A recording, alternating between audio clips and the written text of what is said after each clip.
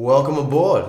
Before we get into making espresso, let's just go through what everything is called, what it all does, and how to use it to the best of our ability. First up, we have our bean hopper. This is where the beans sit before they get ground, acts as a funnel into the grinder. We have a clasp here usually that you can unlock to be able to clean. Next up, we have our coffee grinder. With this machine, it's inbuilt, but you can also get standalone grinders. Here on the side is the control for grinding at different sizes, and that will kind of determine how we calibrate our espresso. Grinding fresh is the most important part of being able to get the best flavor out of your coffee. This brings me to our tamp. With this machine, there's a little nook that it sits in, but you can also get custom tamps as well. This is what we use to compress our coffee to make it ready to extract, and we'll get into how to use it in a little bit. Now we have the group handle.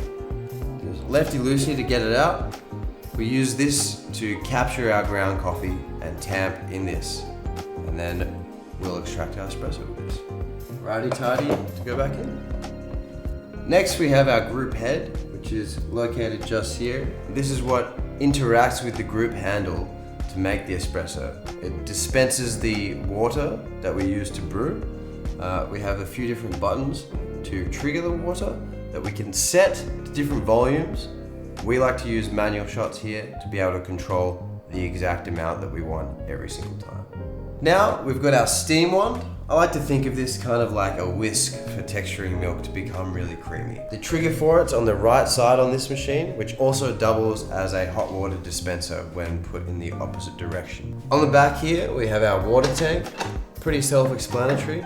Just make sure you always use fresh water and don't overfill. Use what you need.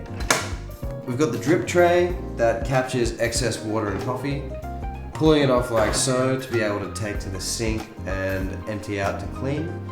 It also has a storage unit at the back for cleaning utensils and other baskets. Now, if you like your coffee with milk, you're going to need something to be able to texture that milk. The milk jug. We're going to be showing you how to use this later in our rip and dip video. Between coffees, you need to dispose of your old coffee box somewhere. The knock box is great for that. You can throw it straight into the bin, but this is a lot more convenient.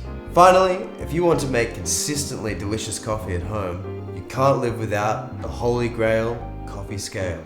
If you don't have one, this one by Dose is available on our website. Now that you know what everything is, it's time to make some coffee. Next up, how to make espresso. See you there.